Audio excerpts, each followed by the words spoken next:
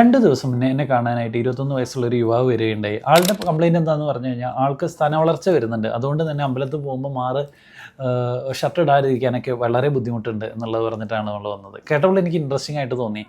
നമുക്കറിയാം സ്ത്രീകൾക്ക് സാധാരണയായിട്ട് സ്ഥാനവളർച്ച സ്വാഭാവിക വളർച്ചയുടെ ഭാഗമായിട്ടുണ്ടാകും. എന്നാൽ പുരുഷന്മാർക്ക് നമ്മളൊരു സ്ഥാനവളർച്ച എക്സ്പെക്ട് ചെയ്യുന്നില്ല. ഫിസിയോളജിക്കലായിട്ട് 2 തവണ പുരുഷന്മാർക്ക് സ്ഥാനവളർച്ച വരാം. ഒന്ന് പ്യൂബർട്ടൽ ഡെവലപ്മെൻറ്റിൻ്റെ സമയത്ത് 14 മുതൽ 18 വയസ്സ് വരെ. അപ്പോൾ 14 വയസ്സിലുണ്ടാകുന്ന ചെറിയൊരു സ്ഥാനവളർച്ച 18 വയസ്സ് വരെ നിന്ന് പോകും. വയസ്സായവർക്ക് അവരുടെ പ്രായം ഒരുപാട് കഴിയുന്ന സമയത്ത് ചെറിയ രീതിയിൽ സ്ഥാനവളർച്ച കാണാറുണ്ട്.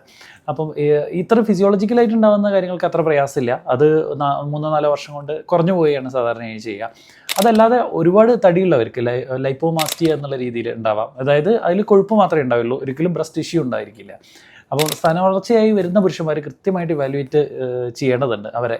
കാരണം പലപ്പോഴും പുരുഷന്മാരിൽ ഹൈപ്പോഗൊണാഡിസത്തിൻ്റെ സിംറ്റമായിട്ട്, അല്ലെങ്കിൽ പുരുഷ ഹോർമോൺ ടെസ്റ്റോസ്റ്റെറോൺ കുറയുന്നതിൻ്റെ സിംറ്റമായിട്ട്, സ്ത്രീ ഹോർമോൺ പുരുഷന്മാരിൽ കൂടുന്നതിൻ്റെ സിംറ്റമായിട്ട്, അല്ലെങ്കിൽ തൈറോയിഡിൻ്റെ പ്രശ്നങ്ങളുടെ ഭാഗമായിട്ടൊക്കെ സ്ഥാനവളർച്ച വരാം.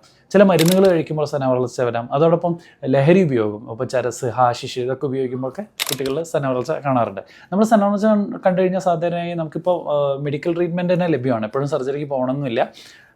റിലാക്സിഫെൻ, ടമോക്സിഫെൻ എന്നൊക്കെ പറഞ്ഞിട്ടുള്ള മരുന്നുകളൊക്കെ ഇന്ന് ലഭ്യമാണ്.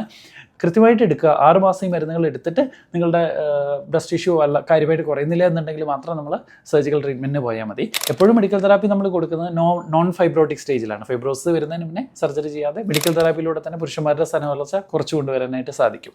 ഇതുകൂടാതെ ലിവറിൻ്റെയൊക്കെ ഡിസീസ് ഉണ്ടോ, അല്ലെങ്കിൽ മറ്റ് ഇതുപോലെയുള്ള മരുന്നുകളൊക്കെ കൺസ്യൂം ചെയ്യുന്നുണ്ടോ എന്നുള്ളതൊക്കെ പുരുഷന്മാരുടെ സ്ഥാനവളർച്ചയിൽ റൂൾ ഔട്ട് ചെയ്യേണ്ടത് അത്യന്താപേക്ഷിതമാണ്. Thank you. Stay healthy. Follow for more.